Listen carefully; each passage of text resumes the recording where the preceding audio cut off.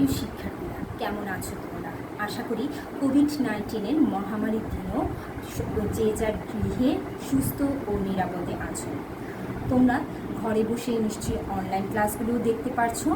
আজকের অনলাইন ক্লাসে সবাইকে আবারও স্বাগত জানিয়ে শুরু করছি আমি সৈয়দা আনিসুন নাহার বেগম, সহকারী শিক্ষক, লেডি দেহলভি বালিকা উচ্চ বিদ্যালয়, চাঁদপুর। আজ আমি নবম দশম শ্রেণী জীববিজ্ঞান বিষয়ে ক্লাস নেব। তাহলে তোমরা তোমাদের পাঠ্য বই, খাতা কলম নিয়ে পাঠে মনোনিবেশ করো। আর যারা যারা এই ভিডিও দেখছো অবশ্যই শেয়ার দিয়ে অপরকে দেখার সুযোগ করে দিবে। তাহলে চলো মূল পাঠে যাই। পর্দায় দেখো কিসের চিত্র দেখা যাচ্ছে? হরর ফিল্মের ভূত? মোটেও নয়, এটা কোনো হরর ফিল্মের ভূত নয়। এটা তোমার আমার শরীরে, প্রত্যেকটা প্রাণীর শরীরের ভেতরেই এই কঙ্কালতন্ত্র থাকে। এরপর দেখো আরেকটা চিত্র দেখা যাচ্ছে, একটা ডাইনোসরের কঙ্কালতন্ত্র। আর এই কঙ্কালতন্ত্রে কী করে? আমাদের দেহের আকৃতি দান করে। তারপর এটা চলনের সাহায্য করে। যে কোনো প্রাণী এই কঙ্কালতন্ত্রের সাহায্যে হাত নাড়াতে পারে, পা নাড়াতে পারে, যে তার অঙ্গ প্রত্যঙ্গ নাড়িয়ে বিভিন্ন শারীরবৃত্তীয় কাজ করতে পারে। এক স্থান থেকে অন্য স্থানে যায় খাদ্য অনুসন্ধানের জন্য, আত্মরক্ষা, জীবন জীবিকা বা বংশ বিস্তারের জন্য। তারা এই কঙ্কালতন্ত্রের মাধ্যমে কি হচ্ছে? এক স্থান থেকে অন্য স্থানে যেতে পারছে, চলনে সাহায্য করছে। তাহলে আজকে আমরা এরপর একটা ভিডিও দেখো। এই কঙ্কালতন্ত্রটা কি অলিম্পিক দৌড়টাই না দিচ্ছে, তাই না? আজকের পাঠ হচ্ছে তাহলে এই কঙ্কালতন্ত্রের মাধ্যমে আমিও সোজা হয়ে দাঁড়িয়ে থাকতে পারছি, আমার হাত পা নাড়াতে পারছি, আমার মুখ হাঁ করতে পারছি, বন্ধ করতে পারছি। তাহলে এই প্রতিটা কাজ আমি করতে পারছি কিসের মাধ্যমে? কঙ্কালতন্ত্র আছে বলে। তাহলে তোমাদের আজকের পাঠ হচ্ছে নবম অধ্যায়,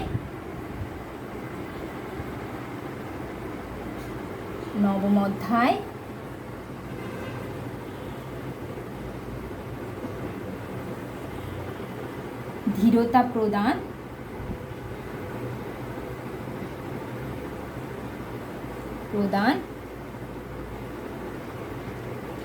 ও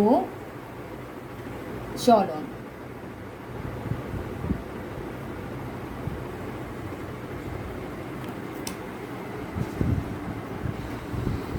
তাহলে পাঠ শিরোনামটি লিখে নাও, ধীরতা প্রদান ও চলন। এই পাঠ শেষে তোমরা কি কি শিখতে পারবে? দেখো কি কি জানতে পারবে।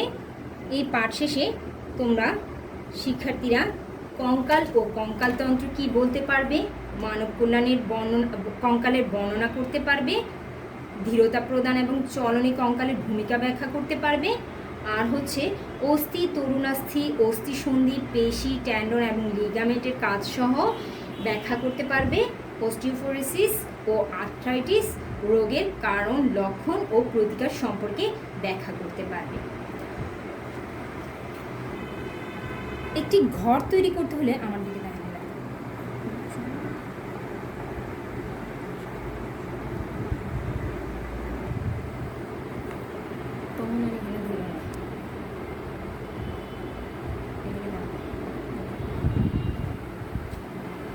একটি ঘর তৈরি করতে হলে যেমন কাঠামো দরকার, আর এই কঙ্কালতন্ত্র কি করে? আমাদের দেহের কাঠামো তৈরি করে। আমাদের দেহের মধ্যে, মানুষের দেহে 206খানা হাড় নিয়ে এই কঙ্কালতন্ত্র গঠিত। আর শিশুদের বেলায় কিন্তু 206খানা থাকে না, এর চেয়ে বেশি থাকে। 270 থেকে 300 বা 300রও বেশি হয়ে থাকে তাদের অস্থির সংখ্যা।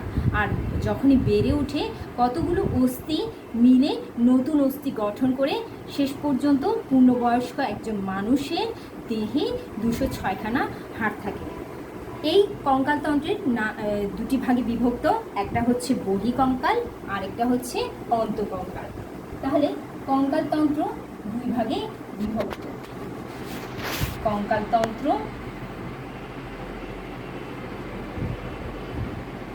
দুই ভাগে বিভক্ত।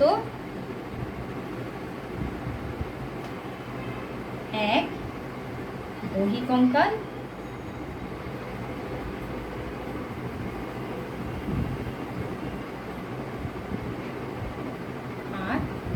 অন্তঃকঙ্কাল। বহিঃকঙ্কাল হচ্ছে যেগুলো আমাদের বাহিরে থাকে, এই যে চুল, এই যে নখ, এগুলো হচ্ছে বহিঃকঙ্কালের অংশবিশেষ। তাহলে দেখো, মানবদেহের কাঠামো হলো কঙ্কাল, যা 206টি অস্থির সমন্বয়ে গঠিত। আর কঙ্কালতন্ত্র কাকে বলে? যে তন্ত্র দেহের কাঠামো গঠন করে, নির্দিষ্ট আকৃতি দেয় এবং বিভিন্ন অঙ্গকে বাইরের আঘাত থেকে রক্ষা করে ও চলনে সাহায্য করে, তাকে কঙ্কালতন্ত্র বলে। অস্থি ও তরুণাস্থির সমন্বয়ে কঙ্কালতন্ত্র গঠিত। কঙ্কালতন্ত্র দুভাগে ভাগ করা যায়, আমি বলেছি। একটা হচ্ছে বহিঃকঙ্কাল, আরেকটা হচ্ছে অন্তঃকঙ্কাল। আর বাহিরে যে বহিঃকঙ্কাল আছে সেগুলো হচ্ছে নখ, চুল, লোম, এগুলো হচ্ছে বহিঃকঙ্কালের মধ্যে পড়ে। আর আমাদের ভেতরে যে ওই যে হরর ফিল্মের ভূত দেখিয়েছিলাম, সেটা আসলে কঙ্কালতন্ত্র, আর সেই কঙ্কালটাই হচ্ছে কি মূলত অন্তঃকঙ্কাল। তাহলে কঙ্কালের যে অংশগুলো দেহের বাইরে থেকে দেখা যায় না, সেটাই হচ্ছে কি অন্তঃকঙ্কাল। আর অন্তঃকঙ্কাল মূলত অস্থি ও তরুণাস্থি এই দুটো নিয়ে গঠিত হয়। অস্থি হচ্ছে যেগুলো শক্ত হাড়, সেগুলো হচ্ছে অস্থি। আর তরুণাস্থি হচ্ছে, যেমন তুমি নাকের ডগায় ধরে দেখো, একদম নরম একটা হাড়, তুমি নিজের হাতে ধরতে পারবে। আবার কানের এই পিনা আছে, এই হাত দিয়ে ধরে দেখো, এইখানেও কি নরম একটা হাড় আছে। আর এই হাড়গুলোই হচ্ছে কি তরুণাস্থি।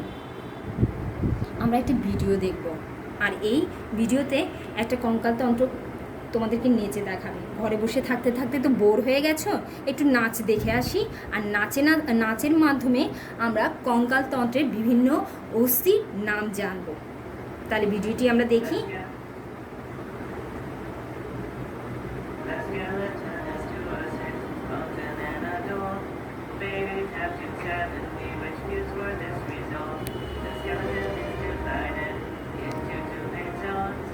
Which are called the axial and appendicular bones. The axial skeleton is taught by the skull, which is useful for talking, as you can understand. The ossicles are small bones found inside your ear. The malleus is stapes, which all of you hear. Sound waves are amplified by these three bones, and then move to the cochlea, which discerns the tones. The ribcage helps to protect the lungs and the heart, with 12 ribs on each side, the sternum and the front. Your vertebral column, made up of vertebrae, are stacked up.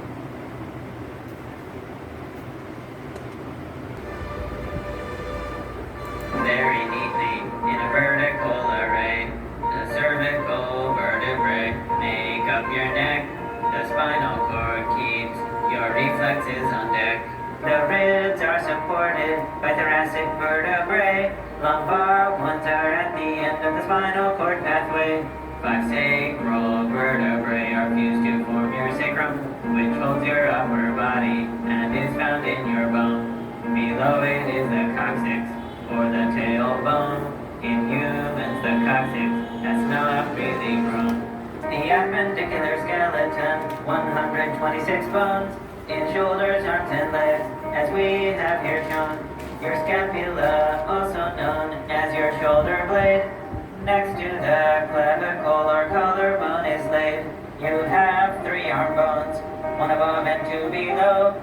Here they come together to meet at the elbow. The bones of the forearm are the ulna and the radius, the humerus in the upper arm, so don't you forget this. You have 54 bones in 1 hand and 1 wrist. Of carpals, metacarpals, and phalanges these consist. The proximal, intermediate, and distal phalanges make up your fingers, which you can move with ease. Remember that your hands are where you find the carpals, and the feet are where you will find all your tarsals. The hip bone can be divided into 3. The ilium, ischium, and pubis, as you can see. The bones in your leg, well, there are 4. The patella is your kneecap, and then there are 3 more. The tibia and fibula are found below the knee, and the femur's found above it, as we can all agree. There are 52 bones in your ankles and your feet. Once you know the hand bones, these will be a treat. There are the tarsals, metatarsals, and phalanges. Remember that they are proximal, intermediate, and distal. If you enjoyed this video, তাহলে আমরা দেখি এই কঙ্কালতন্ত্র একটা চিত্র দেখা যাচ্ছে, আর ভিডিওর মাধ্যমেও তো আমরা কিছু নাম জানতে পেরেছি। তোমরা ভিডিওটা দেখলে গানে গানে নাচে নাচে তোমরা তোমার এই কঙ্কালতন্ত্রের নামগুলো জেনে ফেলবে। প্রথমেই আছে কি করটি, এই যে আমার মাথার এই ভেতরে যে হাড়টা আছে, ওই যে অস্থিটা আছে, সেটা হচ্ছে কি করটি। এরপর তোমার বুকের পাঁজর যেটা, সেটা হচ্ছে বক্ষপিঞ্জর বলা হয়। এই মাঝখানের যেটা, সেটা হচ্ছে স্টার্নাম। আর এই যে হাড়গুলো চারপাশে থাকবে, এই মেরুদণ্ডের চারপাশে থাকবে, এই বক্ষপিঞ্জরের চারপাশে, সেগুলোকে বলা হয় কি পর্শুকা বলা হয়। আর হাতের এই অংশটা হচ্ছে তোমার হিউমেরাস। আর এই মাঝখানে দেখো দুইটা হাড় ধরতে পারবে, তুমি নিজের হাতে ধরতে পারবে। এই একটার নাম হচ্ছে রেডিয়াস, আর একটা হচ্ছে আলনা। তাহলে এই দুটোটা মিলে রেডিও আলনা বলা হয়। আর আমার এই অংশটা দেখো, এই যে এই অংশটা, এটা হচ্ছে কার্পাল, আর এগুলো হচ্ছে মেটাকার্পাল। আর এই যে হাড়গুলো আছে, এই হাড়গুলোকে বলা হয় ফ্যালাঞ্জেস। তাহলে এই যে দেখো একটা হাতের চিত্র দেওয়া আছে, মানে কঙ্কালতন্ত্রের হাতের চিত্র দেওয়া আছে। প্রথম অংশটা হচ্ছে হিউমেরাস, আর এই অংশটার আলাদা আলাদা নাম উল্লেখ করে দেওয়া হয়েছে। একটা হচ্ছে রেডিয়াস, একটা হচ্ছে আলনা, এই মাঝখানের অংশটা কার্পাল, এর পরের অংশটা হচ্ছে মেটাকার্পাল, আর আঙ্গুলের যে অস্থিগুলো আছে সেগুলো হচ্ছে কি ফ্যালাঞ্জেস। এরপর তোমরা পায়ের দিকে চলে যাও, আর করটিকার যেটা, সেটার করটি যেটা, সেটাকে আবার উপরের একদম অংশটা, সেটা হচ্ছে অস্থিটা হচ্ছে করটিকা। আর এই যে ম্যাক্সিলা, তোমাদের মুখের এই অংশটাতে ধরে দেখো একটা হাড়, এটা হচ্ছে কি ম্যাক্সিলা। আর মুখের যে চোয়ালের এই অংশটা, এই জায়গায় যে অস্থিটা আছে, সেটা হচ্ছে কি ম্যান্ডিবল। তারপর এই অংশটা আমাদের মেরুদণ্ডের নিচের অংশ, এই অংশটাতে প্রথমেই হচ্ছে কশেরুকা।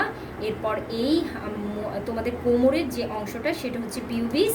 তারপরে হচ্ছে স্যাক্রাম, তারপরে কক্সিক্স। এরপরে হচ্ছে নিচের যে হাড়টা, যে স্থানে আমরা বসে থাকলে এই হাড়টা ধরা যায়, সেটা হচ্ছে কি ইলিয়াম। আর মেরুদণ্ড তো তোমরা সবাই চিনো, আমাদের মেরুদণ্ড কোথায় থাকে? এই মাঝখানে। মেরুদণ্ড যদি না থাকতো তাহলে আমরা কি সোজা হয়ে দাঁড়াতে পারতাম না। তাহলে পায়ের যে প্রথম অংশটা, পায়ের একদম উপরে যে অংশটা, সেটার নাম হচ্ছে কি ফিমার। আর এই নিচের অংশটা, যেটা একটা এই অংশটা তো কি থাকবে, এই পায়ের ফিমারের সাথে এই নিচের অংশটা, যেই অস্থি দুটার মাঝখানে থাকবে প্যাটেলা। আর এখানেও দুটো অস্থি মিলিত হয়ে এই হাড়টা যুক্ত আছে। এটার একটার নাম হচ্ছে টিবিয়া, আর একটার নাম হচ্ছে ফিবুলা।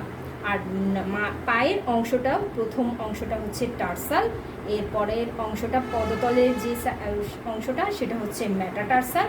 আর আঙ্গুলের মধ্যে যে অস্থিগুলো থাকবে, সেটা হচ্ছে কি ফ্যালাঞ্জেস। তাহলে কঙ্কালতন্ত্র ছাড়া আমাদের তো চলনও সম্ভব নয়, তারপরে আমরা ধীরতা প্রদানও করতে পারবো না। কঙ্কাল ছাড়া যে কোনো স্থানে মাংসপিণ্ড পড়ে থাকতো। তাহলে আমরা দেখি কঙ্কালতন্ত্রের ভূমিকা। ধীরতা প্রদান এবং চলনে কঙ্কালের ভূমিকা অপরিসীম। দেখো কঙ্কালতন্ত্রে প্রথমে দেওয়া আছে কঙ্কালতন্ত্র, আর পাশেই একটা লোক দাঁড়িয়ে আছে। তাহলে কঙ্কাল দেহের কাঠামো গঠন করে। আমি প্রথমেই বলেছি একটি ঘর তৈরি করতে যেমন কাঠামো দরকার, ঠিক তেমনি একটা দেহের কাঠামো দেয় কে? কঙ্কালতন্ত্র। তারপর ওই যে অলিম্পিক দৌড় দিয়েছিল একটা হরর ফিল্মের ভূত, মানে কঙ্কালতন্ত্র দৌড়ছিল। তার মানে কি?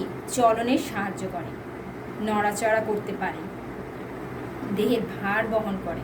আমি যেখানে সোজা হয়ে তোমাদের সামনে দাঁড়িয়ে আছি, এই কঙ্কালতন্ত্রের কারণে। দেহের রক্ষণাবেক্ষণ করে এই কঙ্কালতন্ত্র। তার এরপর দেখো লোহিত রক্তকণিকাও উৎপন্ন করে এই কঙ্কালতন্ত্রের মাধ্যমে।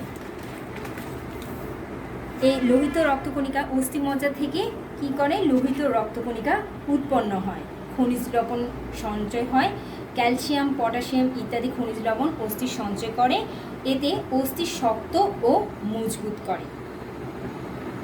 আর খনিজ লবণগুলো কি কি তাহলে নিশ্চয়ই তোমাদের বললাম যে শুনেছ যে খনিজ লবণ হচ্ছে ক্যালসিয়াম আর পটাশিয়াম ইত্যাদি খনিজ লবণ অস্থি সঞ্চয় করে, এতে অস্থি শক্ত ও মজবুত থাকে। অস্থি সন্ধি, এরপরে আমরা দেখি অস্থি সন্ধি।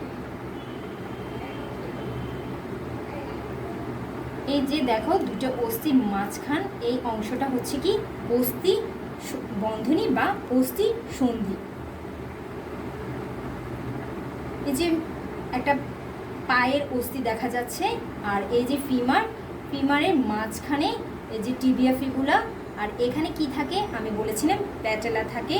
এই চিত্রে দেখেই নিশ্চয়ই বুঝতে পারছো যে দুইটা পায়ের যে দুই অস্থি এগুলো কি করছে ও অস্থি সন্ধির মাধ্যমে সংযোগস্থলকে কি বলে অস্থি সন্ধি বলে। আর এই অস্থি সন্ধির কারণেই এই দুইটা পা কি নড়াচড়া করতে পারছে, মানে দুইটা পা এই অস্থি সন্ধির মাধ্যমে আটকে আছে। তাহলে দুই বা ততোধিক অস্থির সংযোগস্থলকে অস্থি সন্ধি বলে। আর সন্ধিস্থল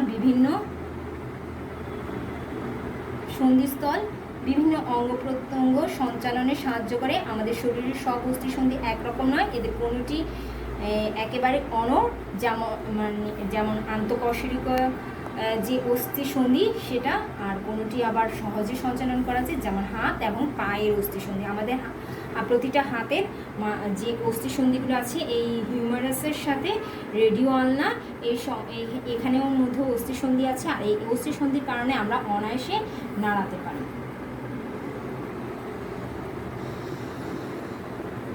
এটা হচ্ছে সাইনোভিয়াল অস্থি সন্ধি।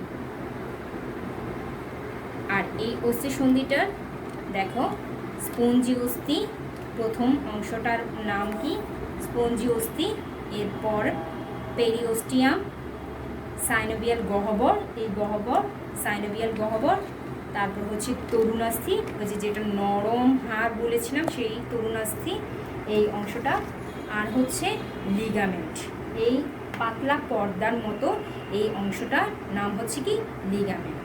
আর এই পুরোটা হচ্ছে সাইনোভিয়াল অস্থি সন্ধি। একটি অস্থি সন্ধিতে দুটি অস্থির বহির্ভাগে এসে মিলিত হয়ে একটি সরল সাইনোভিয়াল অস্থি সন্ধি গঠন করে।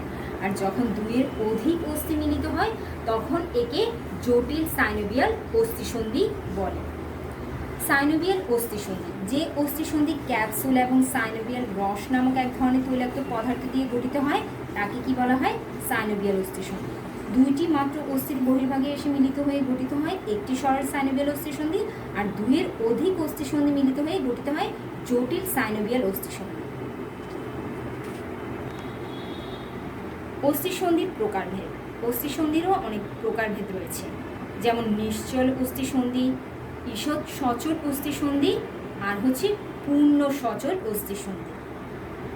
করটিকার যে অস্থি সন্ধি আমরা দেখেছিলাম একদম মাথায় একদম উপরে, সেই করটিকার অস্থি সন্ধি হচ্ছে কি আমরা সেটা কি করতে পারবো না, সেই ধাপে ধাপে যে অস্থি সন্ধি থাকবে সেই অস্থি সন্ধি কিন্তু আমরা কখনোই স্বেচ্ছায় নাড়াতে পারবো না বা কোনো কিছুই করতে পারবো না। আর এটাই হচ্ছে কি নিশ্চল অস্থি সন্ধি।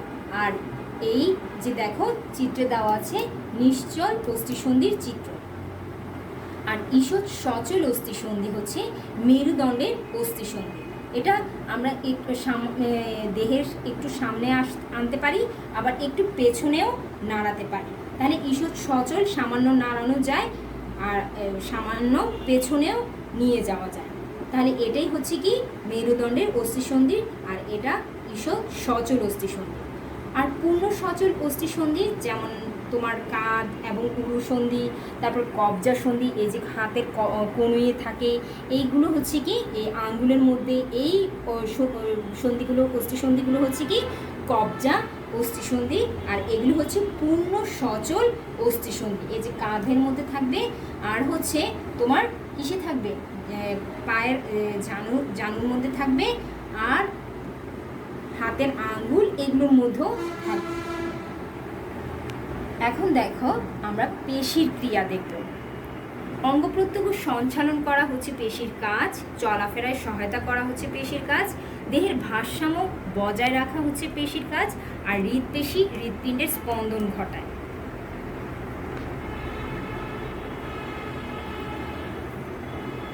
এরপর দেখো, এই যে আমার হাতের দিকে দেখো, এই অংশটাতে থাকে বাইসেপস, যে বাইসেপস একটা পেশি, এটা দিয়ে আমার হাতটা কি করব, আমি এইভাবে সংকুচিত করতে পারবো।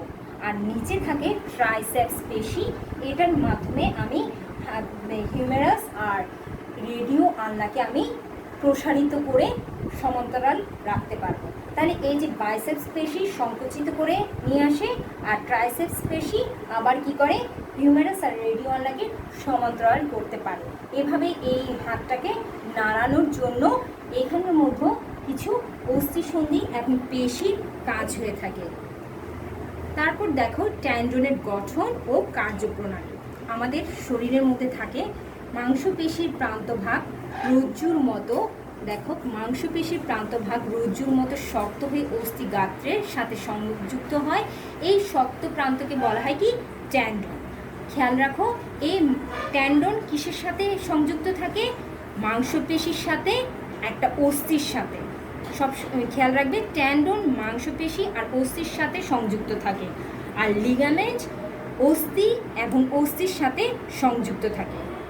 মনে থাকবে, মাংসপেশি আর অস্থির সাথে সংযুক্ত থাকে ট্যান্ডন, আর অস্থির সাথে সংযুক্ত থাকে লিগামেন্ট। ঘন শ্বেততন্তুময় যোজক টিস্যু দ্বারা ট্যান্ডন গঠিত হয়। এ ধরনের টিস্যুর ম্যাট্রিক্সের শাখা প্রশাখাবিহীন শ্বেততন্তু ছড়ানো থাকে। এরা গুচ্ছাকারে ও পরস্পর সমান্তরালভাবে বিন্যস্ত থাকে। অনেকগুলো তন্তু একত্রে আঁটি বা ব্যান্ডেল তৈরি করে। আঁটিগুলো একত্রে দলবদ্ধ হয়ে আঁটি গুচ্ছ তৈরি করে। আঁটিগুলোর মাঝে ফাইব্রোব্লাস্ট নামক কোষ দেখতে পাওয়া যায়। এরিওলার টিস্যুর দৈর্ঘ্য বরাবর ট্যান্ডনের মধ্যে রক্তনালী, লসিকা নালী এবং স্নায়ু প্রবেশ করে। এদের স্থিতিস্থাপকতা নেই। পেশি ও ট্যান্ডনের সংযোগকে আরও শক্তিশালী করার জন্য ট্যান্ডনের আঁটিগুচ্ছ বেষ্টনকারী এরিওলার টিস্যু পেশি বান্ডেল বা আঁটির আবরক টিস্যুর সাথে অবিচ্ছিন্ন যোগাযোগ তৈরি করে। ট্যান্ডন বেশ শক্ত হয়। পেশি বা অস্থির তুলনায় ট্যান্ডনে ভেঙে বা ছিঁড়ে যাওয়ার সম্ভাবনা অনেক কম, কিন্তু লিগামেন্ট কিন্তু ছিঁড়ে যাওয়ার সম্ভাবনা বেশি। ট্যান্ডন দেহ কাঠামো গঠন ও দৃঢ়তা দানে সাহায্য এবং চাপ টানের বিরুদ্ধে যান্ত্রিক প্রতিরোধ গড়ে তোলে। আর এখানে দেখো লিগামেন্টের চিত্র দেওয়া আছে। এই যে লিগামেন্ট বা অস্থিবন্ধনী, এটা অস্থির সাথে অস্থির সংযোগ করছে, আর এই অস্থিবন্ধনী যেটা লিগামেন্ট নামে পরিচিত। পাতলা কাপড়ের মতো কোমল অথচ ধীর স্থিতিস্থাপক যে বন্ধন দিয়ে অস্থিগুলো পরস্পরের সাথে সংযুক্ত থাকে তাকে কি বলে, অস্থিবন্ধনী বা লিগামেন্ট বলে। আর এটার গঠন, লিগামেন্ট শ্বেততন্তু এবং পিত্ততন্তু এই দুই রকমের ইলাস্টিক তন্তু দ্বারা গঠিত। এটা স্থিতিস্থাপকের মতো, মানে ইলাস্টিকের মতো, আর ইলাস্টিক তন্তু দ্বারা গঠিত। এতে পিত বর্ণের স্থিতিস্থাপক তন্তুর সংখ্যা বেশি থাকে। এই ইলাস্টিক তন্তুগুলো ইলাস্টিন নামক প্রোটিন দ্বারা তৈরি তন্তুগুলো। আর এই যে দেখো, দুইটা অস্থির মাঝখানে এই লিগামেন্ট অস্থির সাথে অস্থির সংযোগ করে বলেই কি করছে, আমাদের পাটা নাড়াতে পারছি, আমরা অনায়াসে হাঁটু ভাঙতে পারছি। এই কাজটা জন্য আমার ট্যান্ডন লিগামেন্ট দোনোটাই কি করছে, আমাদেরকে সহযোগিতা করছে। কবজা যেমন পাল্লাকে দরজার কাঠামোর সাথে আটকে রাখে, অনুরূপভাবে অস্থিবন্ধনী বা লিগামেন্ট কি করে, হাড়কে আটকে রাখে। তাহলে দুটো হাড়ের মাঝখানে কি থাকবে, লিগামেন্ট থাকবে, আর এই লিগামেন্ট দুটো অস্থিকেই কি করবে, আটকে রাখবে, দরজার কবজার মতো। এতে অঙ্গটি সব দিকে সোজা বা বাঁকা হয়ে নড়াচড়া করতে পারে এবং হাড়গুলো স্থানচ্যুত হয় না, আবার বিচ্যুত হয় না। তোমাদের বইয়ের মধ্যে অস্থি সংক্রান্ত কিছু রোগ আছে। দেখো, একটা রোগের নাম দেওয়া আছে অস্টিওপোরোসিস, যেটা অনেক সময় যখন বয়স বেড়ে যায় তখন এই রোগটা হয়ে থাকে। আস্তে আস্তে হাড় ক্ষয় হতে থাকে। দেখো, প্রথমে যে এটা স্বাস্থ্যবান হাড়, এটা হচ্ছে সুস্থ হাড়, আর এরপরে হাড়টা দেখো ক্ষয় হয়ে গেছে, এটা হচ্ছে রোগাক্রান্ত হাড়, অস্টিওপোরোসিস। আর এই রোগাক্রান্ত যে হাড়টা, এই রোগটার নাম হচ্ছে অস্টিওপোরোসিস। এর লক্ষণ আমরা দেখব, অস্থি ভঙ্গুর হয়ে যায়, পেশির শক্তি কমতে থাকে, পিঠের পিছন দিকে ব্যথা অনুভব হয়, অস্থিতে ব্যথা অনুভব হয়। রোগ নির্ণয় কিভাবে করব?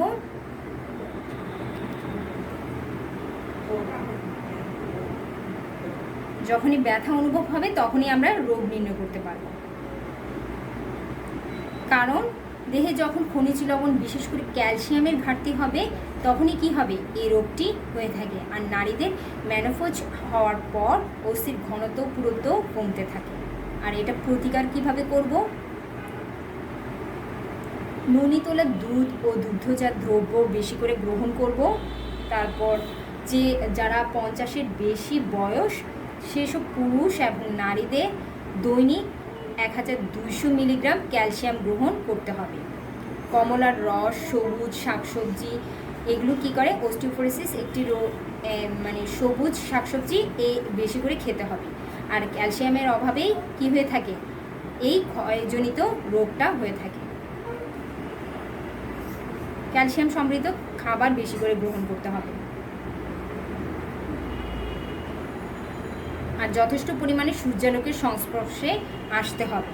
আমরা যদি অনেকে এখন বেশিরভাগ বাসায় বসে থাকে, এই করোনাকালেও কিন্তু বাসায় বসে থাকে, সূর্যালোক আমাদের সংস্পর্শে কম আসছে। ক্যালসিয়াম ও ভিটামিন ডি সমৃদ্ধ খাদ্য গ্রহণ করতে হবে বেশি করে, আর নিয়মিত ব্যায়াম করতে হবে। এরপরে একটা রোগ দেখো, এই রোগগুলোতে দেখো অস্থি বন্ধনীর মধ্যেই এই রোগটা দেখা যাবে। আর এটার নাম হচ্ছে আর্থ্রাইটিস বা গেটে বাত। অনেক সময় বাতের ব্যথা বলে না বুড়াবুড়িরা। আর এটার কারণ কি? আর্থ্রাইটিস এক ধরনের বাতরোগ। অনেক দিন যাবৎ জ্বরে ভুগলে এবং এর যথাযথ চিকিৎসা না করা হলেই এই রোগটি হওয়ার সম্ভাবনা থাকে। সাধারণত বয়স্করা এই রোগে আক্রান্ত হয়। অস্থিসন্ধি বা গিঁটে প্রদাহ বা ব্যথা হয়, অস্থিসন্ধিগুলো শক্ত হয়ে যায়, অস্থিসন্ধি নাড়াতে কষ্ট হয়, গিঁট ফুলে যায়। আর এর প্রতিকার কি? অত্যধিক পরিশ্রম আর ভারী কাজ থেকে বিরত থাকতে হবে। যন্ত্রণাদায়ক গিঁটের উপর গরম স্যাক, অনেক সময় স্যাক দেওয়া হয়, গরম স্যাক, এই গরম স্যাক দিতে হবে। আর হালকা ব্যায়াম করতে হবে। ডাল জাতীয় বীজ জাতীয় খাদ্য পরিহার করতে হবে। আর ওষুধ সেবন ও সঠিক চিকিৎসা দ্বারা এই রোগ থেকে পরিত্রাণ পাওয়া যায়। আর প্রতিরোধ কিভাবে করব? চিকিৎসক নির্দেশিত পদ্ধতিতে নিয়মিত ব্যায়াম করতে হবে আর সুষম ও আঁশযুক্ত খাদ্য গ্রহণ করতে হবে। তাহলে আজ এই পর্যন্তই। তোমরা তোমাদের বাড়ি কাজটা নিয়ে নাও। একটি মানব কঙ্কালের চিত্র অঙ্কন করে বিভিন্ন অংশ চিহ্নিত করবে। আর অবশ্যই তারিখ অনুযায়ী বাড়ি কাজ করে রাখবে। আর যখনই স্কুল খুলবে সংশ্লিষ্ট শিক্ষককে তোমরা তোমাদের বাড়ি কাজ অবশ্যই দেখাবে। তাহলে আজ এ পর্যন্তই। ভালো থেকো, সুস্থ থেকো, নিরাপদে থেকো। ধন্যবাদ।